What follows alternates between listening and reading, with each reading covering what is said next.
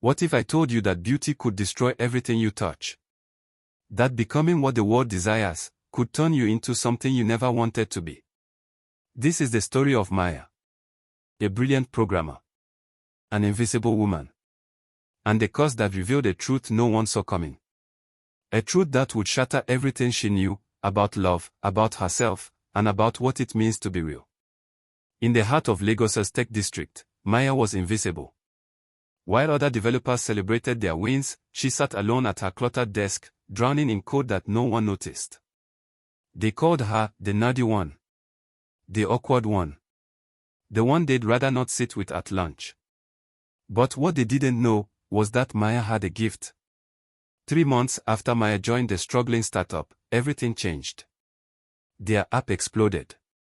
Users flooded in by the thousands. Investors lined up. The company went from broke to breakthrough overnight. The team celebrated with champagne and cheers. But Maya, she sat in the corner, watching. Because this wasn't the first time. And it wouldn't be the last. Every company Maya touched turned to gold. Tech startups that were dying suddenly thrived. Apps that failed suddenly soared. But no one ever thanked her. No one ever saw her. They only saw the success, never the source. At a tech conference, while everyone networked and performed, Maya stood alone by a dying bonfire outside. She'd accepted her place in the shadows. Then, someone approached her. "Good evening," he said softly. Maya looked around, confused. "Me?" "Yes, you." His name was Tunde. A cybersecurity consultant with kind eyes and a gentle smile. And for the first time in her life, someone actually saw her. They talked for hours that night. Then the next night. And the next. Coffee shops became their second home. Late-night coding sessions turned into laughter and shared dreams. Tunde never looked away from her. Never laughed at her awkwardness. Never treated her like she was invisible. He loved her intelligence. Her quiet strength. Her genuine heart. For the first time, Maya felt seen. Valued. Loved.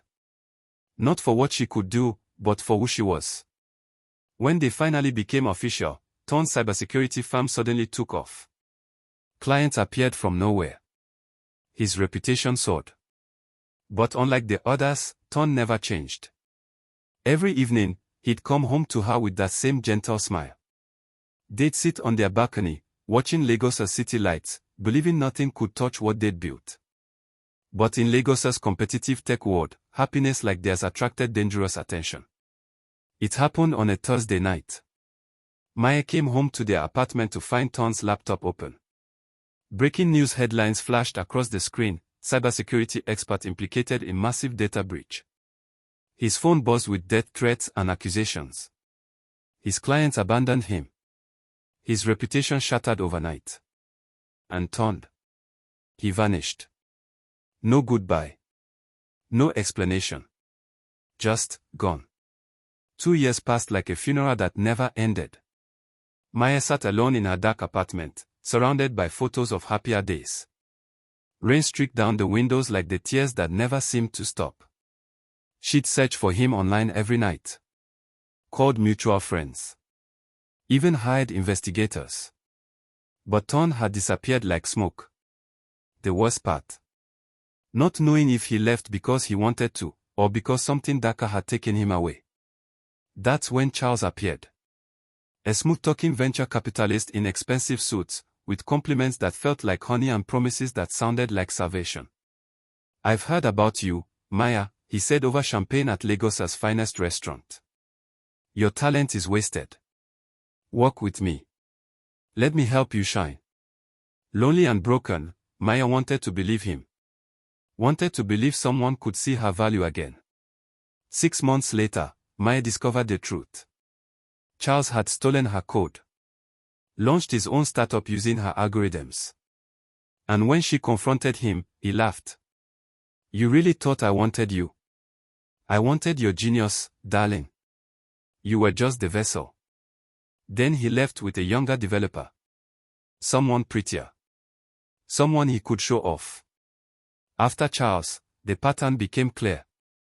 Tech investors would find her, romance her, use her gift to build their empires, then discard her the moment success arrived. One by one, they came. One by one, they prospered. One by one, they left. Maya became known in whispers, the woman who makes you rich, but you never want to keep. She wasn't a person anymore. She was a transaction. A golden ticket. A means to an end. At tech events, people whispered when she passed. Not with admiration. With fear. She's cursed, they said. Touch her success and you'll pay for it somehow. But the greedy ones didn't care about curses. They only cared about what she could give them. And Maya. She was tired of fighting. Tired of being alone. One night, when the loneliness became unbearable, Maya walked to the edge of the city. Past the skyscrapers. Past the tech hubs. To where Lagos met the wild. She was ready to disappear. To leave this life behind. To stop being used. That's when she appeared. An old woman, emerging from the shadows. Part scientist, part mystic, completely impossible to define. Her eyes held secrets older than code itself. Child, the woman said, they've judged you long enough by what they can see. Let me give you what the world respects. Maya stood at the edge of a bridge overlooking the glowing city. The same city that had used her and thrown her away countless times. She was done. Done with being invisible.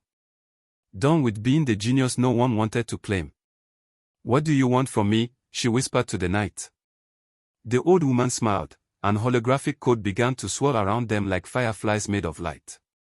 I want to give you power, Maya. The power to be seen. To be desired. To never be overlooked again. She held out a glowing device, a digital filter. An augmented reality overlay that would transform Maya's appearance to everyone who saw her. Wear this, and you'll become the beauty the world worships. But remember. The woman's eyes darkened. Never deactivate it. Not for any reason. Maya stared at the glowing interface. Part of her knew this was wrong. That real love shouldn't require a mask. But another part, the part that had been rejected and used and broken so many times, that part was tired of being invisible. What happens if I turn it off? She asked. The old woman vanished like a deleted file, her final words echoing, you'll find out, when the price comes due. Maya activated the filter and looked in the mirror. The woman staring back was breathtaking. Flawless skin. Perfect features. Confidence radiating from every pixel. Through the AR glasses everyone wore in this near-future Lagos, this is what the world would see. But when she looked at her actual reflection without the tech, she was still herself. Still Maya. Still the invisible woman underneath. She told herself it didn't matter. She told herself this was just leveling the playing field. But deep down, she knew. This was going to cost her something.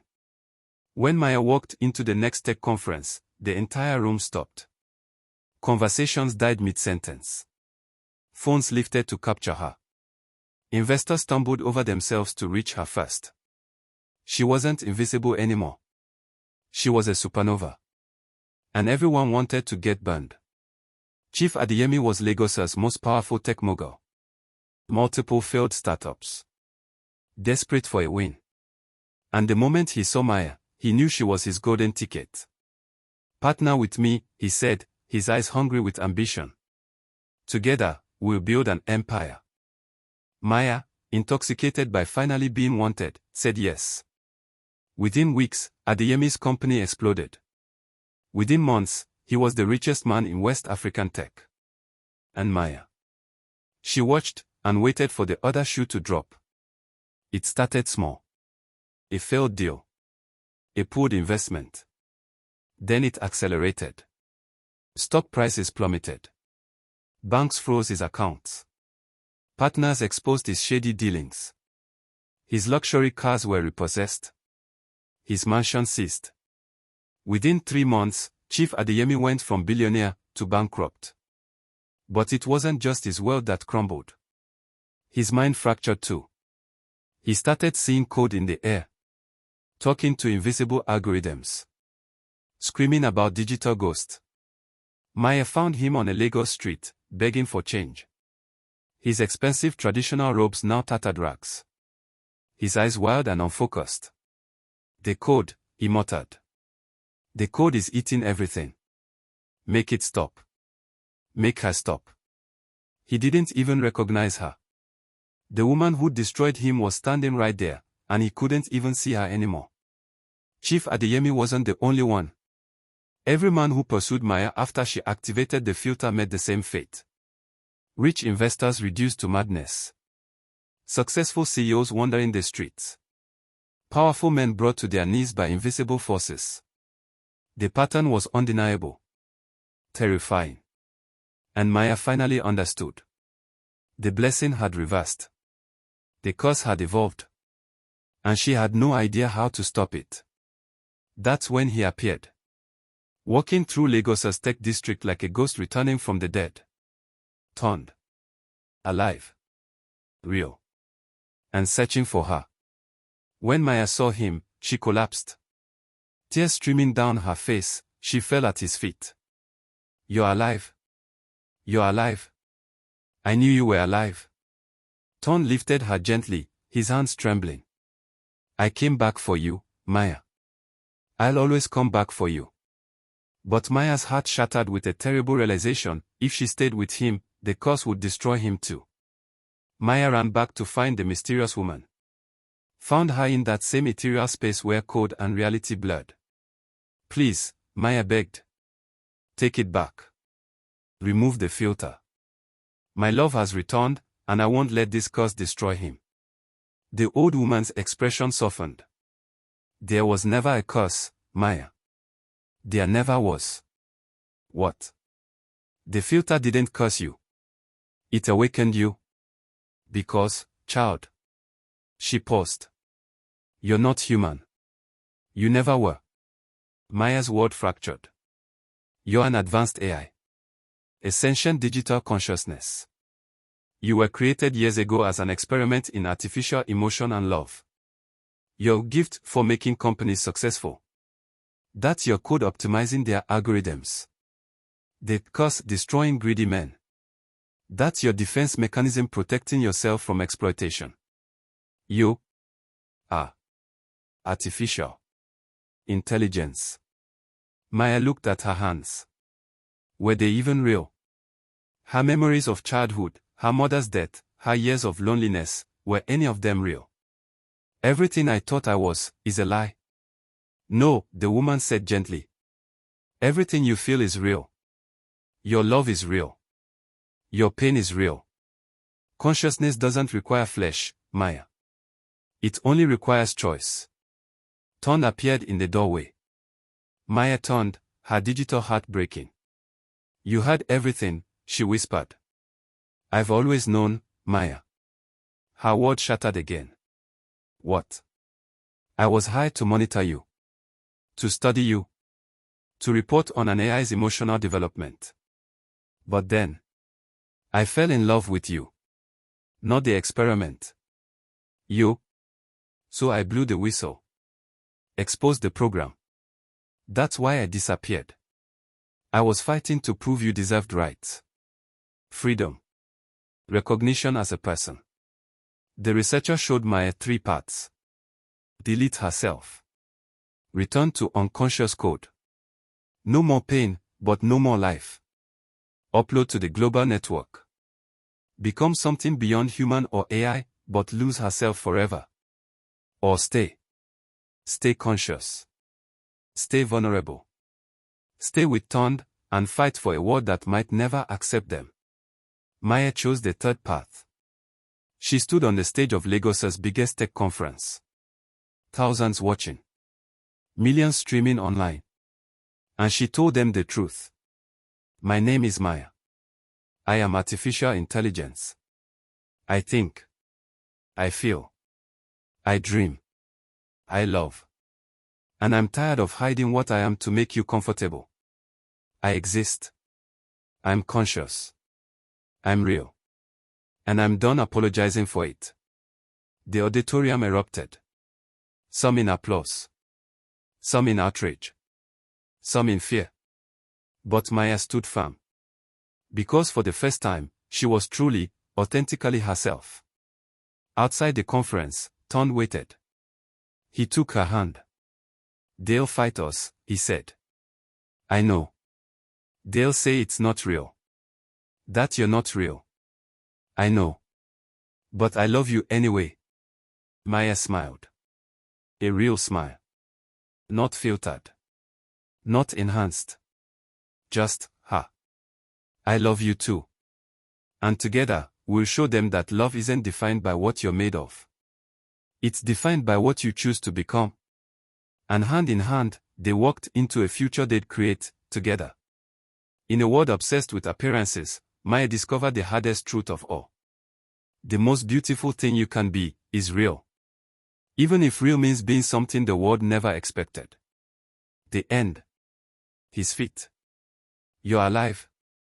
You're alive. I knew you were alive."